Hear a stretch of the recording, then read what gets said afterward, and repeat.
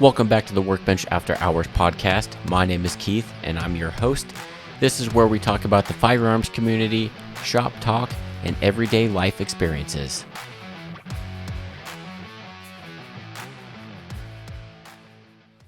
Welcome back to the Workbench After Hours podcast. This is episode 6. My name's Keith, and we have Chris with us again today. Hunter's actually out sick, so he won't be with us, but Chris was able to join, so we figured we'd go ahead and do this podcast. So today's agenda, what we're talking about is some new offerings. SHOT Show just happened this past week, and a lot of companies just came out with some new stuff, which they do every year. So we're going to get into some new offerings from companies from SHOT Show. And then also, we have to talk about the playoffs. Yeah. Obviously, with his hat, we're Chiefs fans, so got to talk about that. And then we have some Old Forester whiskey we're going to try as well. But first things first, did you do anything in guns this week? I didn't do anything in guns, really. I just did some research, mostly. That's all I've really done. Yeah. So I watched a bunch of the SHOT Show videos that were out and seen what other companies had. I've also been trying to figure out what safe I want or if I want to buy a gun. So I'm probably going to go with the safe first, then buy the gun. Yeah. What safe are you looking at? I was looking at the Winchester. I think it's a 24 gun. I think it's like $5.99 at Tractor Supply. So it's decently priced compared to the competitors out there. Yeah. Awesome. Well, so you said your wife is making you buy the safe before you buy another gun? Yeah, that's the rule right now. So I was like, fine, I'll buy a safe, but yeah, probably not. It's good. You can always buy guns, but yeah, I learned the hard way that you don't want to buy. You want to buy a safe that's you can grow into. Yeah. Because I bought the Winchester. Is it 10 or 12 gun safe? Yeah, they got the 12 gun. It's really cheap too. Yeah, it's cheap, but man, I outgrew that the day I bought it. So, but yeah, luckily with the 24 gun safe, especially pistols are a lot easier to store in there. They say 24 gun, it's usually like 15. Yeah, and depending on, if you store scoped rifles in there, that obviously takes up room. Yeah. But that's awesome. Where are you going to put it in your house? I'm thinking the basement right now. I want to put it in the garage, but I'm more worried about the humidity and the cold during the winter. So I was like, I'd really keep it indoors so I don't have to worry about too much humidity. Right. Yeah, I have both my safes because I have one for my personal stuff and one for the business. Mine are actually out in the garage, and I haven't noticed anything with humidity. I have one of those electric dry rods in there, and it keeps it pretty steady. And then I have these things that basically monitors the humidity and temperature so I can see what it is. The humidity stays pretty constant. Obviously, the temperature is going to fluctuate. Yeah. But so far, I haven't noticed any rust on any guns or anything, so it seems to be pretty, as long as that humidity level's low. Yeah, I was looking at that, and I saw the rods they had, and they also have those canisters you can go and place actually in the safe, but then you got to keep an eye and do the maintenance on it. And I'm like, do I really want to mess with that, or do I just want something I plug in, don't leave it alone? Did you see if it had the? I did not see for that lit? I did not see that. Yeah, the ones I have do, and it's nice because then you could plug in the lights and then the electric dry rod. You can get the lights, and they can be battery operated, but it takes a lot of batteries, and those batteries don't last very long. Well, they're starting to get better with it. I saw a lot of USB where you charge them on your plug-ins, and then you can unplug them, put them in your safe, and go. Kind of like your phone, but you still have to keep an eye on. As long as I'm not opening it every day, playing with it, and the kids don't find out the combination, and they're playing with it thinking it's a toy, well, I think I'd be good. That's good. So what gun are you foregoing to buy this safe? The gun I think I'm just gonna go with the Smith & Wesson MP 2.0. Yeah. In the flat dark earth. Flat dark earth. Yep. I really want a Glock, just to say I've had a Glock, but I was like, I like the Smith & Wesson. I think a little bit more. Yeah. I had both I had the black 4-inch one that you're looking at, and then also the 5-inch one in the flat dark earth. Well, I love them both. I bought both because I'm like, I can't decide which one I want. So I bought both, and I'm like, all right, I'm going to sell one. Well, I kept them for a while. I really did not want to sell both. I ended up selling the 5-inch one, and kept the 4-inch one. I actually sold it because we got married, so I had to come up with wedding money. Dang it! But I'll eventually get one back. Yeah. But I'm a Glock guy. I like Smith and Wesson. Their new grips are awesome. Yeah, I think that's what sold me was the grips. Really, it's just I just like how it feels. Your hand's not going to move, and I think that's kind of important when you're shooting. Yeah, especially when your hands are sweating. If you get in that situation that you need it, or even if you're shooting outside in the weather, like when we were shooting, it was starting to kind of drizzle, and your hands were getting wet. So you want to be able to grip it and actually have control of the gun. Yeah, for sure. So what's this whiskey sitting in front of me? Old Foresters, I guess. Old Forester. Yep, I've heard about it. My dad loves Old Forester, so I figured we would get it and try it. It's a Kentucky straight bourbon whiskey. It is 86 proof, so 43%. So yeah, we got a couple glasses of ice. Let's try this one. Yeah, I have that bottle of Blanton's up there that we tried on one of the podcasts. It's taken everything I have not to drink out of that. Yeah, I don't know. I think you just gotta find the ones you like and just keep buying them. But if you can't find it, then it's... I know, that's the problem. I like Blanton's, but we can't find it here. Yeah. It's like, man, I feel... Yeah, it'll be... that's the whole thing with whiskey. Mm-hmm. Branching out. I know, it's bad. I rarely drink beer anymore at all. I've never been a big beer drinker. I think the only time I really drank it was for beer pong in college. When I'm usually out, it's either Jack and Coke or whiskey on the rocks. Yep. That's not bad at all. There's no... Like some of the whiskeys that you try, you get that burn. Yeah, that has none. That's really smooth. Just smooth. I like that. Yeah, I never thought I would be drinking whiskey on the rocks ever. Ever. So I'm glad I'm actually acquiring that taste. Yeah, I don't know. I love whiskey. So, playoffs. Oh, that game. So we are just coming off a crazy win on Sunday against the Bills. Yep. I think everybody in Kansas City and Buffalo about had a heart attack. I lost my voice that night, definitely, and I couldn't drink because I was on call, so that made it even more worse. I saw a bunch of videos on TikTok of Bills fans going crazy when they scored that last touchdown and 13 seconds left. We won the game. And then it's like there's a part 2 on a lot of them, and they're so excited because the Bills haven't been in the playoffs in a long time, and then their heart just gets broken. Yeah. I love the quote Andy Reid gave. If it's going to be grim, be the Grim Reaper. Yep. Now there's all these memes going on with Patrick Mahomes as the Grim Reaper. And the 13 seconds, don't tell ladies that it's not right. Long enough. That was, I thought, just like everybody, that game was over. I'm like, there's no way we're going to. Well, a couple, 2 weeks ago, we saw Dallas in the same prediction. And then I was like, man, 13 seconds. Like, the only thing we had was our timeouts. And when he did the first one to Tyreek Hill, and they kind of shelled him and protected him, and he got 15 yards, I was like, okay. It's like, this is going to be close, really close. And then when Travis Kelce got that one, we were in field goal range, I got on my knees and started praying for butt kicker not to miss because he missed 2 earlier. Yeah, if he would have made even that point after kick that he missed, we would have won the game. Yeah. If he would have just had that one extra point, but he missed that point after attempt and then also the field goal from... Yep. It was 50. It was a long one, but Tony Romo was talking him up, was like, oh, this guy's a really great kicker. He never misses, blah, blah. And then he missed. Yep, missed 2. Thanks, Tony Romo. Yeah, that jinx, but yeah. God. But luckily he made the one that counted. Yeah. But I think we lucked out winning the coin toss. Yeah, as soon as we won the coin toss, all right, it's game over. He's going to march it down the field. And I was just I don't know how I'd feel in that situation because you watch them. They swore up and down they had that game, the Bills, after they scored that last one. And then Mahomes just took over and showed you, no, I'm still the man.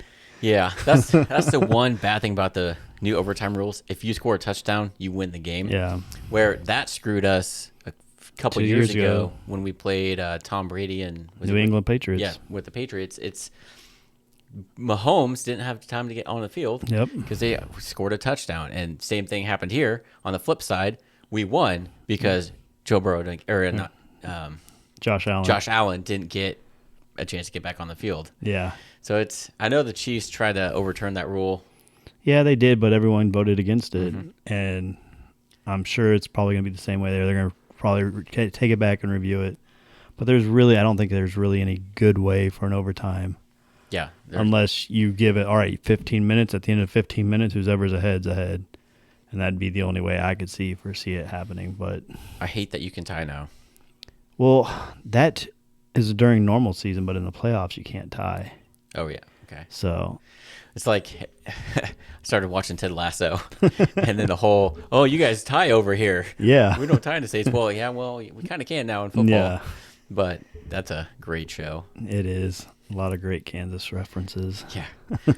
So hopefully we got one more game left against Cincinnati. So hopefully the Grim Reaper shows.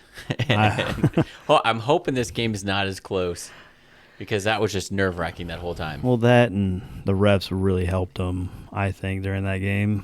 That and I think Joe Burrow's in for a rude awakening when he comes to Arrowhead. Yeah. Unfortunately, they beat us a few weeks ago. In Cincinnati. At Arrowhead. No, it was in Cincinnati. Oh, was it? Yeah. Okay.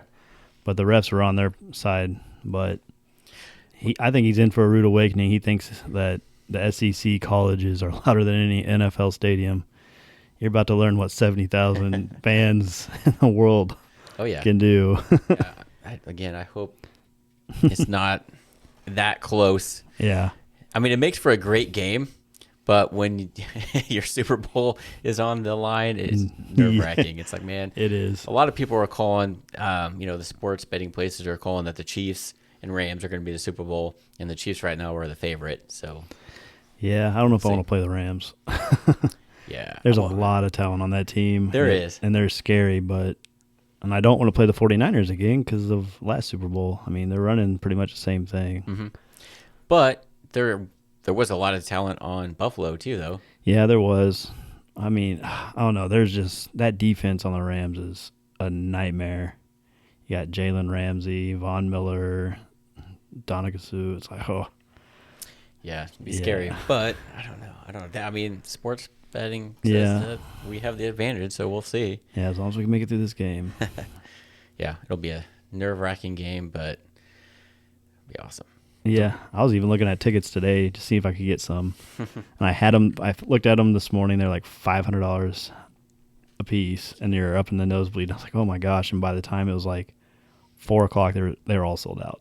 So I'm like, good thing. Well, and I'd much rather watch a game here, just because it's going to be cold. Yeah. And then anytime I go to a Chiefs game, I rarely get a chance to watch a game because you're worried about you're talking to people around you. You're walking around, whatever. It's hard to keep track of the game when you're there versus at home.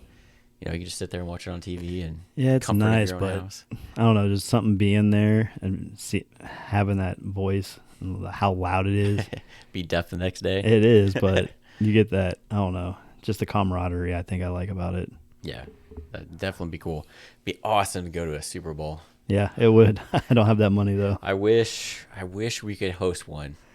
Yeah, I don't think it'll ever happen though. Nope. Not unless we get a new stadium and it's covered. There was talk at one time before they did some of the renovations to Arrowhead was having a rolling retractable roof, which would be cool. But then there's what sucks about where our stadium is. There's nothing around it. There isn't, and like I went and did a tour this year at Arrowhead, and they can't make the same.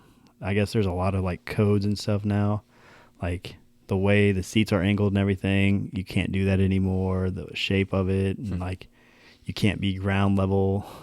It's like or underneath. There's weird rules now about how you can build stadiums. Like Arrowhead can't ever be repeated, so I don't think it's going anywhere. But yeah, it's a great stadium. They need to build up around it. Yeah, it is nice because tailgating. If it goes downtown, I don't think tailgating will be as big. Nope. But having it where it is, we're known for tailgating. Yep. which is fun. So that's another experience with the game is having that tailgate experience before the game as well. Oh yeah. but the parking is crazy expensive. It is. It is. Like, I don't know. They're making money. So as far as I'm going to say on parking, they're making Well, money. yeah, we got to pay for that Mahomes contract. Yeah. I don't think we've started paying on that contract yet. Not yet. Yeah, It's coming. Yeah, I know. It's like, man, I hope, because Kelsey's getting a little older. Yeah. But he's still on his game. Yeah. So it's like, I hope these guys stay at their A game for, the foreseeable future and nobody gets hurt. Yeah, that's the biggest thing. Because we had Jamal Charles and he was awesome, and then he got hurt. And it was like over. Mm-hmm. Yeah. I wish, man, I couldn't imagine if Mahomes had Jamal Charles and the weapons he's got now. That'd be insane. Mm-hmm. Yeah. If Antonio Brown wasn't such an asshole, I think he'd be an awesome guy to have for the team, but we don't want that drama. No, we don't. He would not be like the Chiefs. They all act like the family. They have a good chemistry. I think if you threw him in there, he'd be like, "Oh well, Diva. It's my show." Yeah. Yeah. No, it's the Mahomes show. Yeah. So It's Mahomes, Kelsey, Hill, Chris Jones. you think Brady's going to retire this year? No, I don't. There's They keep saying, "Oh, it seems like he's going to." I was like, "He ain't going to unless he's broke." Originally he wanted to play until he's 50, Yeah. but now didn't he change it to 45? Yeah, but And he's going to be 45 next year. So I hope he doesn't. I know I hate to say this, but I am a Brady fan. I used to be. I'm a Patriots fan because we got family from Boston, and my dad's from there. And growing up being a Tom Brady fan, it's like just because he's going to another team, I'm not going to root for Tampa Bay, but I'm still going to be a Brady fan. I don't know. I've never been a fan of him. I probably never will. Yeah, just because of what he put the Chiefs through so many times. Yeah, that's the downside. Yep, that and I don't know. Some of those Super Bowls they won with all those like Spygate, Deflategate, and all that. I don't know. I don't like that. Yeah, luckily nothing like that's come up with the Chiefs. Yeah. Andy Reid seems like a straight guy. He's pretty awesome. Man, he's a big guy. He's a big boy. He changed. He flipped the culture here real quick. Oh, yeah. Because we were going through coaches like crazy. Yeah, coaches and then quarterbacks. Yep. And then we got Alex Smith in. Did great. I have nothing but respect for that man. And they brought in Mahomes, and he sat behind Alex Smith, and Alex Smith taught him. I was like, man. Yes, Alex Smith knew that Mahomes was going to be his replacement. Yeah. But he taught him, though. I got to commend that. I mean, look at Aaron Rodgers. I'm not going to train anybody or help anybody. And Joe Flacco is the same way. It's like Aaron Rodgers, man. I used to like the guy, but now I don't like him. Yeah. It's like, first of all, cut your hair. Well, you look like a freaking hillbilly. I think I saw a stat today, and it's like they keep saying that Rodgers is an all-time great quarterback and everything, but then they had a comparison of him and Mahomes, and the comparison, and Mahomes has already surpassed him. And they're like, really, why are we even having Rodgers in a discussion anymore? Yeah. Who knows? I mean, is Rodgers done, or is he going to go somewhere else? I think he's going somewhere else. But then again, who's going to pay that price tag? Mm-hmm. Just like Deshaun Watson, where's he going? There's another quarterback that, he's going through troubles, but he's a great quarterback. It's crazy. It's here in the next few years, all those old guys that we used to know, like, again, Roethlisberger, Brady, Yep. Aaron Rodgers, they're going to be gone. Yep. And you're going to have all these kids that just, all the Josh Allen, Joe Burrow, Mahomes, they do everything. Yeah. I mean, not only can they have great arms, but man, they can run. That and they're smart. Like, it's crazy just to listening. I was listening to like 810 sports radio one morning, and they were talking about the three types of quarterbacks, and like they talked about the era of like Elway and Marino, and that arm strength was the big thing when they were in, and then it shifted when you got Manning and Brady, and they were more about dunking the ball, being able to read defenses and make those changes on the fly. And then you got these new quarterbacks that are doing everything, and they have every skill set in their book. Yeah. It's just crazy to think about. I think the rules now that they have that protect the quarterback kind of help that out as well. Oh yeah, because I mean, you used to be able to level out a quarterback. Yeah, now you can't even get close to him. Especially if you're Brady, you breathe on him if you're getting a flag. Yeah, yeah. They don't. He's an old man. Yeah, you can't. You gotta be nice to what him. was that one year we were playing? I think Marcus Mariota, and they called a penalty for when we sacked the quarterback. They said it was forward progress, and I was like, forward progress? He was like 10 yards back. What? How's that forward progress? But yeah, there's so many rules now. Oh yeah, that and like crossing routes used to be able. If they came to that middle of that field, you could just lay them out flat, and you can't do that now. Which, I mean, it's good because it protects them. It protects the quarterback, and you got somebody good like Mahomes that basically, if Mahomes goes out, we're kind of screwed. Yeah. We need him, so it's good, and maybe they can play longer. Yeah. Since they're not getting hurt as much versus back in the day when they were just getting slammed. So hopefully it works out for the best. Yeah, that, and I think playoff times, letting the refs like that. I think what made that game so great was they just let them play. Yeah, there's hardly any penalties. Yeah, and that was surprising. Yeah, and it was awesome. It does make for a good game, not having those stupid penalty calls. Yeah, well, holding, like, come on, that's pass petty interference. Yeah, like, unless it's obvious, let it go. Yeah, just let the guys, because that is going to make or break the game. Yeah, some of these penalties that are questionable. Yep. Just let them play. Hopefully, we have the same coaching, the same refs. I hope so. That would be nice. Yep. Just let Mahomes go sling. I know, and it's a 2:00 game. I think it's a little bit earlier. I'm glad. Oh, yeah? These last couple ones have been kind of late, like 5, and then I was like, oh my gosh, like 3:30. It's you're done at like 8:30, 9 o'clock. You're like, oh my god, I got to wake up for work in the morning. I know. I was definitely drinking during that game. I wish I could. I wanted to so bad. Like, I started off like, I'm not going to drink. And then, there was the back and forth. I'm like, oh my God, I got to drink. And then, definitely towards the end there, I'm like, I remember because that right as, the Buffalo scored one of their last touchdowns is one before they scored the very last one. I walked out to the garage to get a drink, and I had the game on in there too. And my wife is like, oh, Chiefs are going to lose. As soon as she said that, the Chiefs scored a touchdown. I'm like, thanks, babe. Thanks for saying that. Yep. And then again, when we were down 13 seconds, she's like, they're going to lose. And they won. Yep. I'm like, man, he needs to keep betting against the Chiefs. Yep. Just keep doing it. But yeah, I still get a kick, again, watching those videos of all those Buffalo fans, and then they just get crushed 13 seconds later. Did you see the new one they've been doing for Josh Allen's foundation? Like, they made the foundation, it was like you donate $17 for his number, or what now? I guess all Kansas City's been donating just $13 for 13 seconds to his down. I mean, we're helping them, but I think it's kind of like, that's petty but funny at the same time. Right. That's awesome. Cool. So, SHOT Show. Yeah, I want to go one of these days. Yeah, one of these days. Once the COVID stuff clears, I definitely want to go. Since I'm a dealer, I can get access, and I think I can bring whoever. So I think it'd be cool to go check it out. And one, I've never been to Vegas. Yeah, so I think that'd be a fun experience just to go to Vegas and check out a bunch of cool gun stuff. Yeah, especially new stuff that it's going to be out on the market. There's a lot of new things and manufacturers coming out with crazy stuff. Yeah. Yeah. So maybe next year or two, we'll see about going out there. Because my wife has a side gig where she's a travel agent, so she can get us discount prices, tickets on stuff. So that might help. So might have to business expense that. Yeah. But yeah, so I know. So I'm a big fan of Aero Precision. Yep. I obviously am a dealer with them, and I've built tons of rifles using their product, and I love their builder set every month.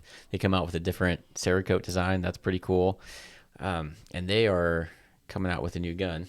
Yep, they're good. It looks like they're trying to compete with the long distance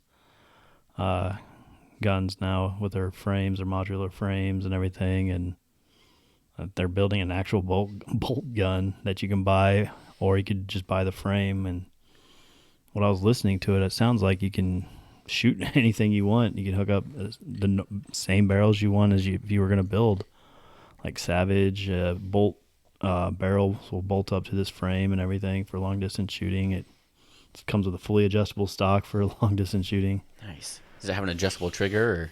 I didn't really get into the trigger stuff. That was just listening to what I was watching. I don't remember who I was watching, but they were talking about that and their suppressor lineup they're coming out with. And those are like the two big things. And I think they were saying that this bolt gun's going to be, I heard, around like $1,200. So it's compared to most of your long distance shooting bolt guns out there. But I think it'll be interesting just to see because their manufacturing is pretty good. Yeah, they are. And I mean, as long as it's got a smooth bolt. Yeah. And the color that they showed in their prototype that they had at the gun show is cool. It's that like, green. Yeah, it's almost like an olive green. Yeah, it's pretty sweet. So I don't have any more information on their website because I'm a dealer, so sometimes they release some stuff to us, but nothing. It's been hush-hush about it. Yeah, so I'm excited. Whenever they do, I think they were shooting for hopefully fall. Yeah, I heard that, or like I think second or third quarter maybe. I think, but they're trying to really push it out there. Yeah, I'm definitely going to get one and test it out for sure. Yeah, I think it'd be cool because it looks like you can just buy any bolt too. Whatever bolt you buy, you can buy a barrel for it. That's the way it sounded like. So interesting. Yeah, so hopefully I'll have some more information on that here before too long, exactly what all you can do with it. That'll be interesting, that and the calibers, I think. Well, I think it's going to be really interesting because they said, you can do anything you want. So you can probably do a 22 all the way up to whatever. Nice. So heck yeah. And then the suppressor line, they've been talking about coming out with the suppressors for 2-3 years now. And then with the pandemic, that kind of put that on the back burner because they were at the same time also trying to release their EPC, their pistol caliber carbine line, and which that got delayed too. So they were trying to keep up with the current demand, which was crazy. There's one point you couldn't find AR parts, you couldn't find lowers or anything when the shutdowns first happened.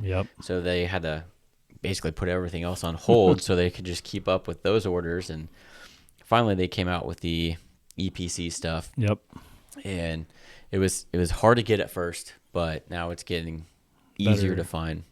I have 2 receiver sets. I'm thinking about building probably an 11.5 inch. I think I saw an 11.5 inch upper. I'm like, man, that'd be kind of cool to test out for the channel. Yeah, I've been looking. I know Olathe here in Kansas, they have their own. There's an AR manufacturer, and they do a lot of the 9mm AR platforms. And I was looking at their just uppers. I think it's like $300-400. You can get a complete upper. So I was like, Yeah, the pistol caliber carbines have definitely become a lot more popular now. Yeah. It's like, you're shooting a pistol round, so there's really no recoil in the rifle setup. And now that, you can use those pistol stabilizing braces as a short barrel rifle work around, those are becoming really popular. Yeah.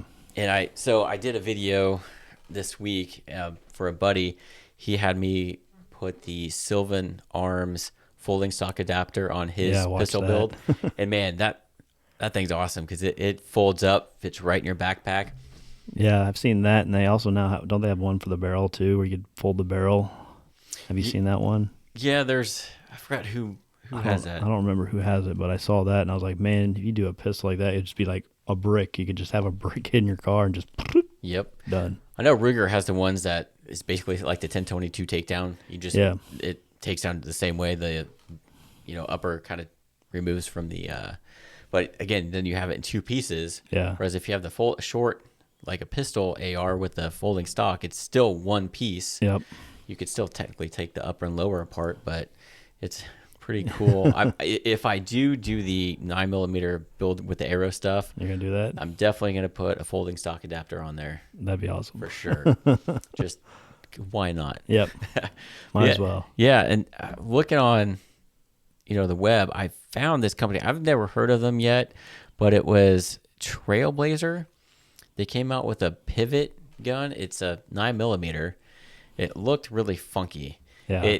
It looks like it doesn't come apart, but it folds up in a way to where it looks like a bullpup 9mm. It's a 16-inch barrel, but it's set up like the bullpup to where everything's kind of in the back. And the barrel is integrated, but it folds, it like pivots, and like it like folds in half. Like The front goes to the back, and then it looks compact when you fold it up, but it's not much shorter than when the gun is fully extended. So I'm like, Yeah. cool, but there's so many better options out there. I know, like Microonies, you can just take your Glock, put it in there, and those I thought was freaking cool. But I don't know, with everything they're coming out with now, it's like, wow. Yeah, it seems like there's so much competition out there now. Like, it used to be a company would come up with a new product once in a while. Yeah. Every now and then, like Glock would, for the longest time they had just whatever pistols they had out there, the popular ones. But now, the last probably 5 or 6 years, it's like companies are trying to improve and innovate. Yeah, coming out with all these crazy things. Like, the last couple of years have been like the subcompact guns. Let's see how small we can get the gun but hold the most amount of rounds has been, the last couple of years, and everybody's coming out with their version of it. And, everybody makes AR parts now. Oh, yeah. ARs. But it's just crazy the amount of products that are coming out now. It's getting nuts. It's hard to keep up with sometimes. Who knows? Maybe in 10 years we'll be on like Glock Model 150 or something. Maybe. It'll be so flat, it just pops up out of like, those knives that pop out of like a credit card. It's going to be like that almost. Well, and I've noticed, so a lot of like Springfield Armory used to just really have their main line of pistols. Yeah. And then they had some of their M1 rifles. They, a few years ago or so, came out with an AR. And everybody thought they were late to the game because there's already so many AR options. Well, they've done pretty well. Yeah. Coming out with that. Smith & Wesson makes ARs now. They're actually coming out with, I think it's Smith & Wesson that just released a new AR-15 type rifle at SHOT Show. Yeah, there's a couple of them. I mean, it seems like everyone's coming out with their own. It's like, is Glock gonna come out with anything besides a pistol? Maybe. I mean, obviously that's their bread and butter. That's what they're known for. But who knows? Maybe I'm sure someone will buy a Glock AR. I'm sure if they come out with it. Oh, hell yeah! Why not? It'd probably be the ugliest looking AR, but probably it'll run. But yeah, that's the one thing. It's like, all right, everybody else, Glock I think is really the only one that just does pistols. Like, they don't have anything else. Yeah. What about Kimber? Are they just straight up pistols too? I don't know. Handguns? Because I haven't seen anything else. Maybe. I know Smith & Wesson, Colt, and like all your other really big gun manufacturers have pretty much their own rifle setups. Yeah, I guess Kimber might be one. And then like the custom guns, like I think Dan Wesson just does, but Wilson Combat has both, rifles and pistols. I can't afford those. I wish I could. It'd be nice. Yeah.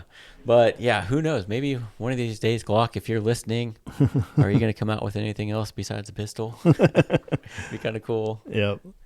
Because, you can only make a pistol so many different ways. Yeah, really, Gen 3, Gen 4, Gen 5, there's like subtle differences. Right. And I think majority of people still like the Gen 3s. Yeah, I prefer the Gen 3 and 4s. Yeah. I like the finger grooves. Yep. But, I don't really care for the front slide serrations. I'm like, I could do with or without those. Yeah. As long as I have the rail for a light attachment or laser. Yeah. Awesome. But, well, who knows? Yeah. Maybe they'll come out with a 1911. How awesome would that be? That'd be awesome. A Glock in 1911. Man, I need to work for Glock. Maybe come up with the R&D. Yeah, if they come out with it, I'm like, hey man, I came up with this idea. Go ahead, patent it real quick. Right. Yeah, I bet you Glock would make a good. Oh yeah, I'm sure. Good 1911. A lot of these gun companies, like, they're all. I think they're all quality. You got your high points, which. Yeah. I refuse to carry one in stock. But Glock, Smith & Wesson, Kimber, Springfield Armory, FN, SIG, all of them make great products. Mm-hmm. And occasionally you'll have, they'll run into some issues when they first launch with something being wrong, but they fix it. Like when the SIG P365s came out, there were some problems with it, but they ended up fixing it. Same thing with the Glock. Some of their pistols that they came out with initially had some issues, but I think there's just so much they got to try and get these guns out there because once they release them, there's so much demand for them. Yeah. You know, there might be some quality control issues at that point, but they end up fixing it. Yeah. I mean, it's like that, I think, in any industry, really. Like, they're trying to hurry up, push their product out, and then, oh, there is an issue. Dang it. And we're the test dummies figuring out what's wrong with their guns, and then they fix it. Whatever happened to Elon Musk's truck? I have no idea. Cybertruck? Yeah, like I don't know. He came out with that, that was at least a couple years ago or so. I have no idea. I have yet to see one.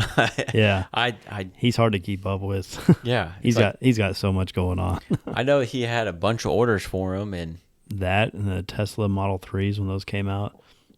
I don't even think they fulfilled all those orders, but I don't know. He's talking about coming out with his own like crypto coin now, the Tesla coin or token. Of course he is. I was like, come on, dude. You already helped with Doge and Shibu. He's bored. He's got so many ideas in his head. I think he was, I heard, I don't know if it was true or not, but he's wanting to get into like YouTube, like creating content for YouTube. I don't know. Stuff. It's like, he makes enough money. Right. Like someone could just take some of his ideas, make them their own, and give him a cut. I'm sure he'd be happy. God, yeah. It would be nice to have his money. Yep. I would definitely have a large gun and whiskey collection. Yeah. I'd have probably a room just of one. I'd be making videos like Hickok 45. I'd walk out to outside my house and just start shooting all these targets I have set up, and never run out of videos to make because I have all the guns in the world. Start making your own at that point. That'd be awesome. Dang. Become your own manufacturer. Yeah. But yeah, so, and then what else? A binary trigger. I saw that Franklin Armory. It's not really a trigger. It's like, I watched a video so it's a binary trigger and right now they only have a trigger for the Glock 17 Gen 3. That's it. And it comes as a kit that they said. So you get a slide, and there's a selector on the slide to where you can go, semi-auto, just single shot, or you can switch it to the binary mode where you get multiple. Yeah.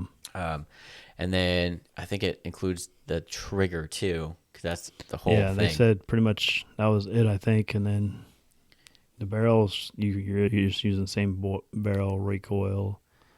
In the frame. Yeah. So I was watching some videos on it.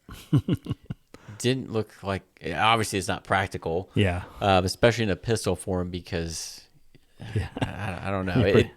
Unless you're putting it in an SBR, maybe. Right. Yeah, they had this. Yeah, they had it set up as an SBR in this funky contraption that was a stabilizer. Kind of came out at the bottom, kind of looped around, and kind of as a brace.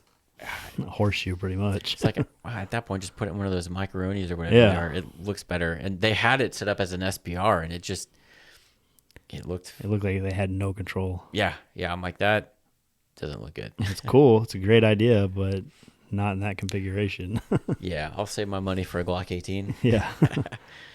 Yeah, I've definitely seen some videos of Hickok 45 have one of the Glock 18. It's like, man. With the freaking 100-round drum. Oh, that'd be so fun. Fun switch on a Glock. But yeah, I don't know, because I know that it uses kind of the recoil to move that mechanism in there that makes it shoot like that. I could see it on an AR. Yeah. Something you shoulder have more control over, but I don't know about a pistol. Handgun, yeah. That I don't know. Just probably one of those why nots, I guess. Yeah. Why not I think it's one? We can do it. We're going to do it. Yeah. Yeah, it definitely looked like they were not going to have tight groups when they were shooting that. No. But who knows? I mean, it was just a prototype that they said, so maybe they'll kind of refine it. Yeah. And again, right now, they only have it for the 17 Gen 3. Yeah. So Gen 4 or 5, nope. Yep. Got to have a 17 Gen 3. It's just kind of weird. You would think that those parts would be pretty close. Well, why didn't they make it for the 19? Yeah. The 19's more popular than the 17. It's true. Like, I don't know. Sometimes I wonder why they do things. Right. Maybe because it's a full-size gun and they thought you'd have more control. I don't know. I don't know. Because you would think that part would be interchangeable. There's really no difference between the gens besides your grips. Right. The recoil spring, a little bit, but... Yeah, but really... That's not going to affect... That should affect the way the binary thing is set up. I don't know. But, yeah, I would think it would just... Well, we got a Gen 3. It could be Gen 4, Gen 5. Like, I don't know why they're like, oh, it's just Gen 3. Why is that? Yeah, so we'll see. It's one of those things I probably won't get, but it's Yeah. kind of cool that they're Playing with it. coming out with stuff like that. So, yeah. So, one thing. So, I came out with a video this last week about gun registration. Yeah. So that I felt like I had to make this video because it drives me nuts. It's one of the most like a huge misconception out there on gun registration. Because as a gun dealer, I post guns online on arms lists, and you have to contact me about purchasing the gun. And then I also do gun shows. Yeah. And there's so many people that when they find out that I'm a dealer and it's not a private sale, they don't want to proceed with it because they think the guy called me the other day. He's like, I don't trust big government. And I'm like, okay. So.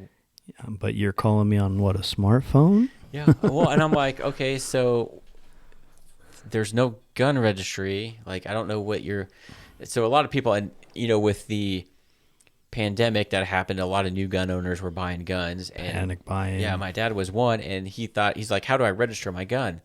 And we try to explain to him, you don't have to register your gun. There's no federal gun registry, so you don't have to register your gun with the federal government.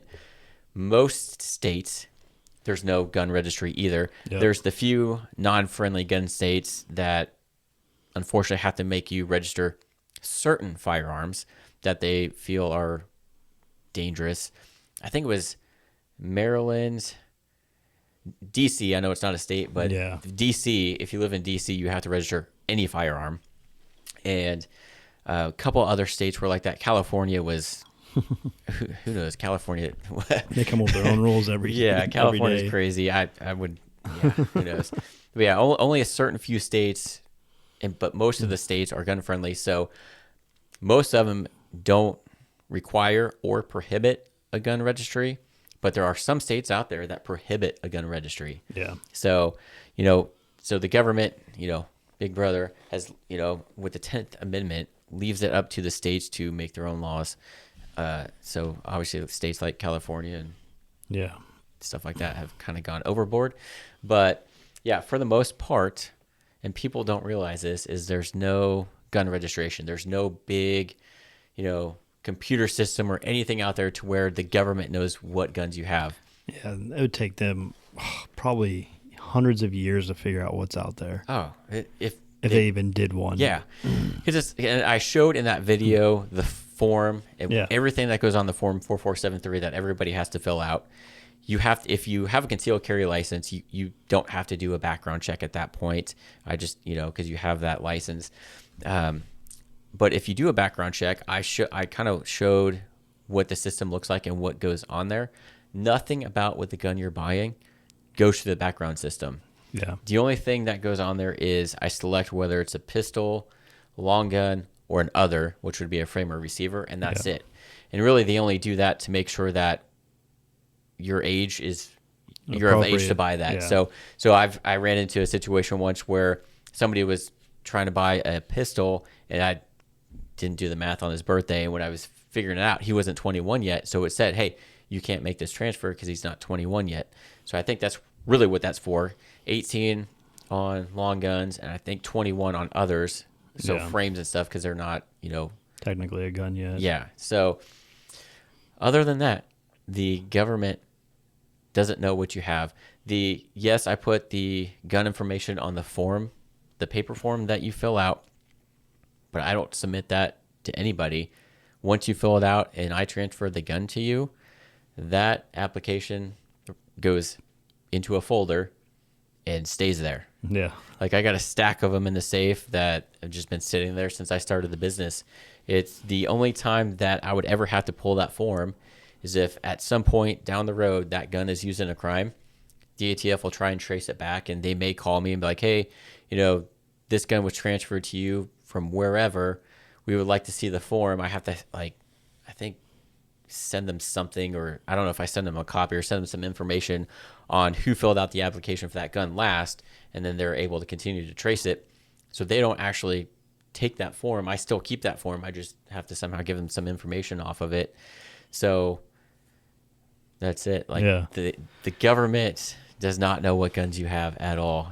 There's no registry anywhere unless you live in one of those unfriendly gun states. But again, that's at a state level and not a federal level.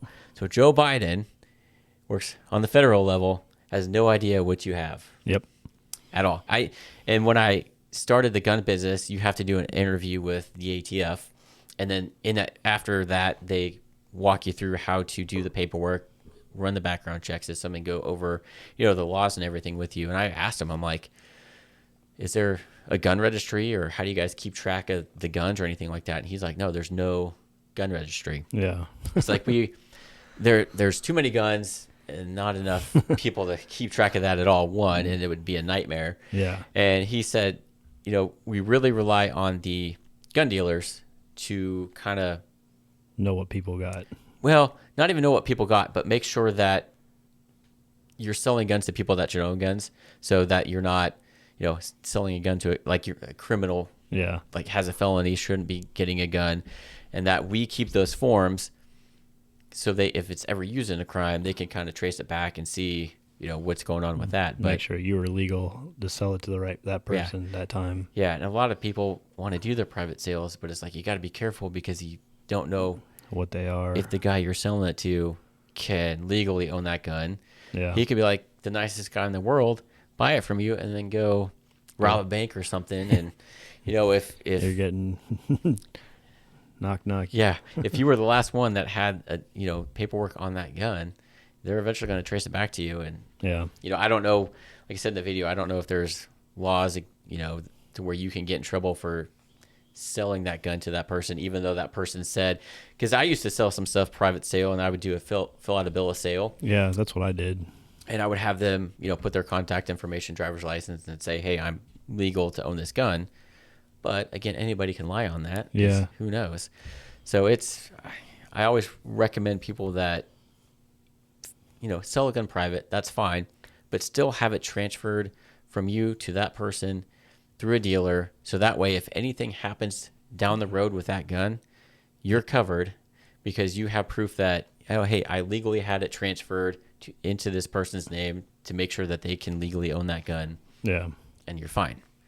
But again, the only way the government's going to know what gun you have is if that gun's used in a crime. Then they might trace it back to you, but that's it. So don't do anything stupid, pretty much. Yeah.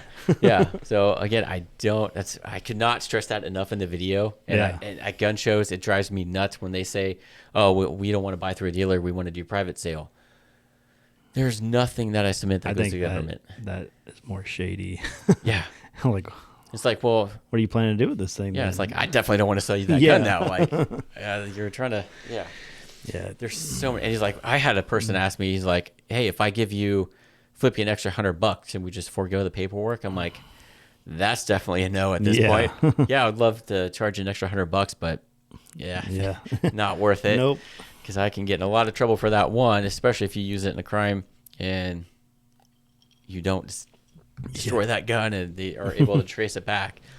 So it's just, again, and I think it's the media, really. I think that media plays a big role. I think they like, oh, anybody can get a gun. Because I remember watching a while back, some lady's like, well, I'm going to go see how easy it is to get a gun. She went in the store and started doing the paperwork. Her driver's license didn't match her address. And they're like, we can't. Mm-hmm. What do you mean you can't? Your address on here doesn't match your identification. Yeah. And so she went back home, had to go get proof, come back, and then she still didn't have the right documentation because it was a wrong bill or something. Like it wasn't a official bill or something.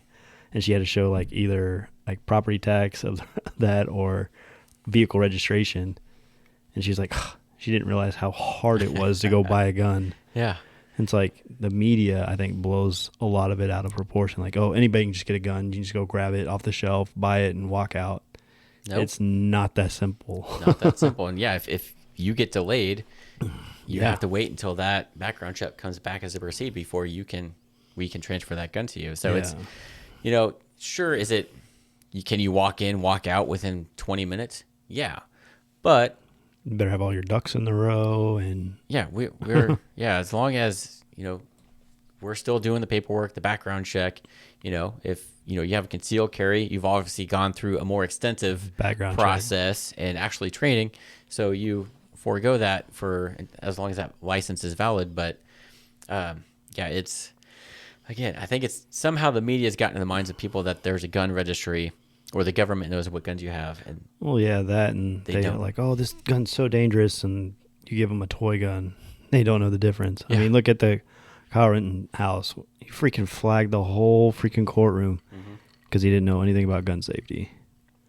Yeah. I was like, the media blows a lot of this out. I was like, if that was me in that courtroom, his ass would have been put in jail. You just flagged everyone. I would take you as a threat right then and there. Right. And that's one thing, one of my goals with the YouTube channel is to get the right information out there. Yeah. Just because, again, anybody can do a podcast, can do a YouTube channel, can be on social media, Facebook, it doesn't matter. But just because they say one thing doesn't mean it's correct. Yeah. Like, at all. So, yeah, that's one thing I definitely wanted to get that video out there to get rid of that misconception that there's a gun registry, because there isn't. Especially at a federal level, there definitely isn't. State level, most of the states don't have one. Unfortunately, if you live in one of those gun-friendly states, you do have to register with whatever law that they have. But again, most people don't live in those. Yeah, that, and I also think, like, you should keep track of your own guns, like your serial numbers and things like that, for Yep. your personal use, just in case someone does break in your house. You have the serial number of your gun, and you can report that to the police.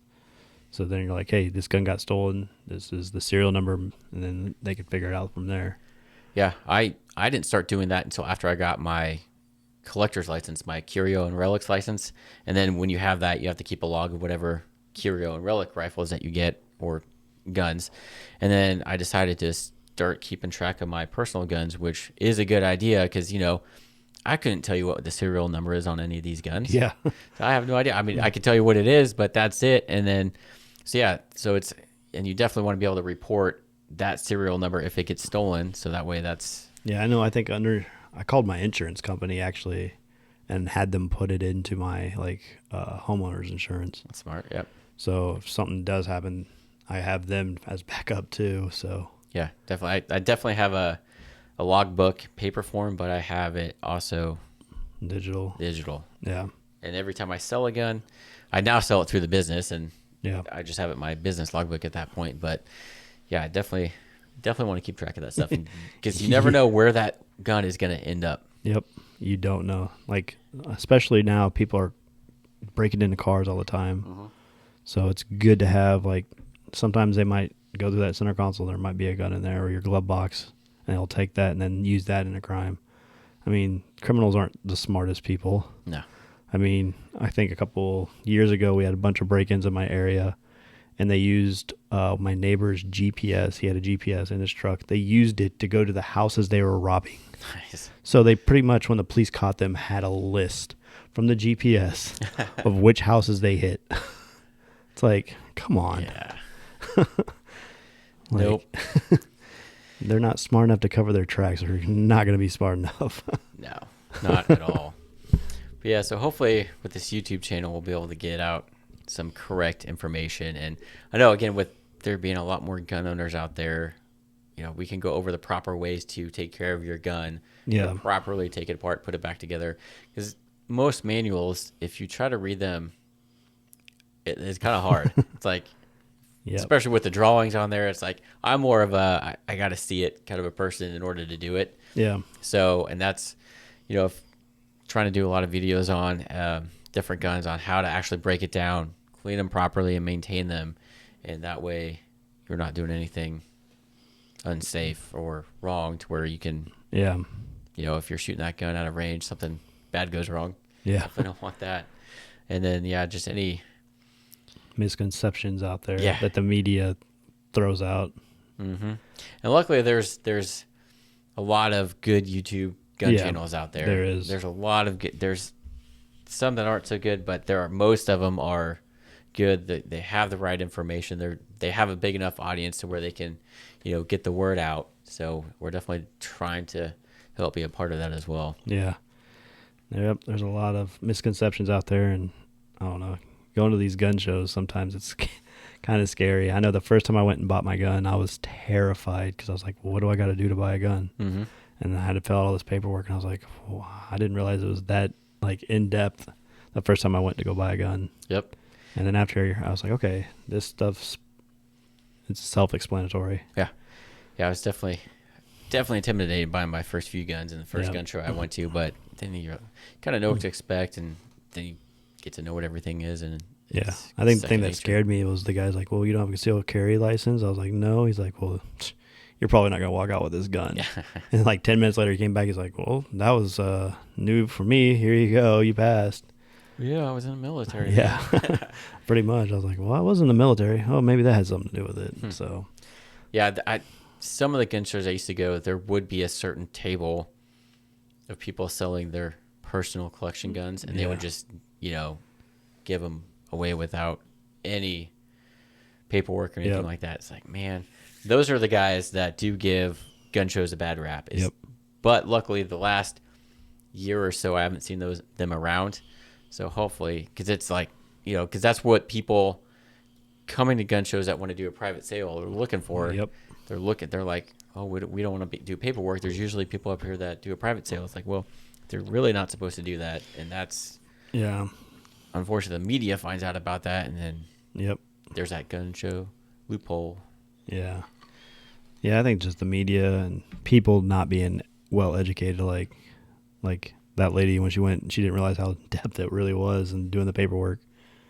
So it was kind of crazy. And I know with mental health, that's starting to become real big with all those school shootings and stuff. Mm-hmm. Like, I wish there was a way that your driver's license, if you do have a mental health issue, it flags it. So when you do your background check, it shows up like, hey, you can't sell this because of that. That'd be the only way I could make it safer. But yeah, on the flip side of that, though, it's like, how do you get it cleared after you're done with that? I think, I don't know, unless they started doing like medical evaluations and tests saying, okay, yeah, he's passed all these, he's cleared mentally for it. And how do you define what's mental health? Yeah, that's the hardest thing. Yeah, because I know they were trying to pass, all those red flag gun laws and stuff like that, but they're so... That was terrifying. Yeah. It's like, oh, my neighbor could call and say he doesn't like me and I'm doing something, and then they come and take my guns. Yeah. So it's hard to define that. Yeah, it would be nice to try and obviously keep guns out of the hands of people that would commit suicide or anything like that, or do harm stuff. But how do you, if they have a clean background and haven't done anything yet, how are you supposed to? Yeah, that's the hardest thing. Yeah, that's definitely gonna be unless there's a way. I don't know. It'd be crazy. I don't know. But for the most part, most people are sane, know how to properly do things. Yeah, I know a lot of people that I do business with are mostly repeat customers, and most of them know what they're talking about and doing. So I know with the pandemic, I did have some new gun owners that didn't know what they were doing. But like one guy, I had a doctor, older guy, I think he's a retired doctor, wanted to buy a pump shotgun for home defense. Knew nothing about anything. So I showed him the basic function and how to use the shotgun, and I'm like, all right, you read through your manual too, just to make sure you get a clear idea how to use it, and watch some videos on YouTube, stuff like that. And he ended up calling me, I don't know, a couple of days or a week later or something like that, and said the gun's broken. I'm like, well, it's a brand new gun. What do you mean it's broken? He's like, it's stuck. I can't, the action won't move. And so he ended up taking it to a gunsmith. His problem was he wasn't racking the slide hard enough. Didn't have that extra strength. Yeah. So he thought it was broken, but he just wasn't pulling back on it hard enough. And it's like, okay, you need to do some more, go take some training. Do some push-ups. That too. Yep. But yeah, so. Yeah, I mean, guns are intimidating. But I think once you start doing your research, studying, watching videos and films, you start getting it and understanding them better. Once you know how to handle them safely. Yep. I think that's the biggest thing, is handling them safely. Mm-hmm. You go to gun shows, people are sitting there It's like, man, you just flagged me. Yep. And that is like one of my biggest pet peeves. Yep. Like, you flag me, I'll have to turn my back, or because I really would almost want to grab you by the neck and cuss you out. Yeah. I know that gun's most likely unloaded, but still. Yeah, you don't point it at anybody or anything. Yep, exactly. But yeah, so pretty good whiskey. I think I would definitely. It's very smooth.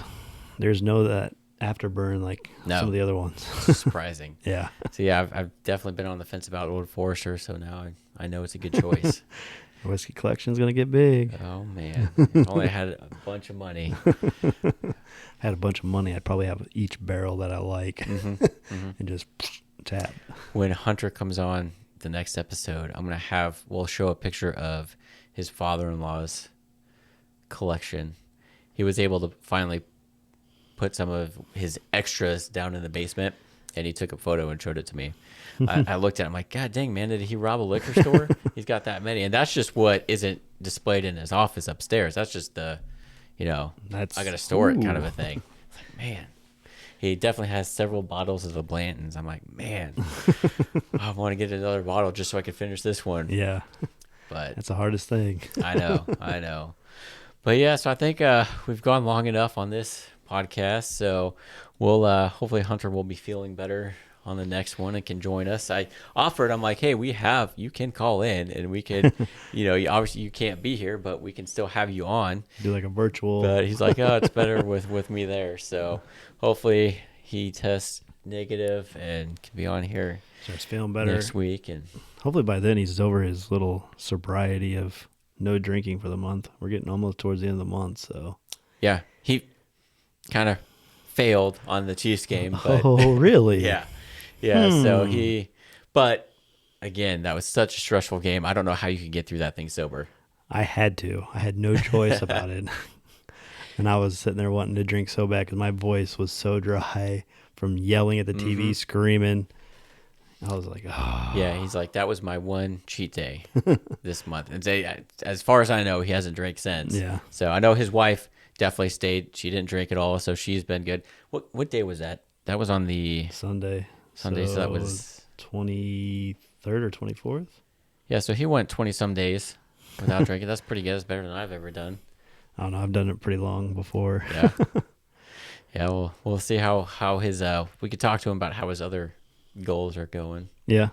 Stuff like that. So, well, we appreciate you guys tuning in this week. And again, if you guys are watching us on YouTube, feel free to like and subscribe our channel if you like this content, and that just helps us put more stuff out there for you. If there's anything you want us to talk about in any of these podcasts, just let us know down in the comments.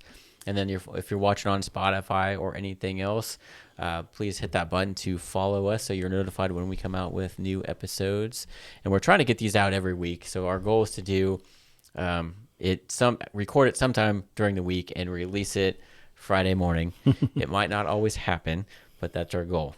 We'll do our best. Yeah, we'll do our best. So we may be a day late or two, just once, it's easy to do now, wintertime, not a whole lot going on, but once, spring, summer hits, that's my busy season with my day job, so we'll see how that goes. We may have to record several at a time to meet that deadline, but we'll do our best. So, but yeah, just, YouTube and Spotify and anything else out there, just subscribe, follow us so you get notified of content, and also like our YouTube channel, because that way we do come out with other content and videos and then if you have any ideas or videos or guns you want to see videos on, just let me know.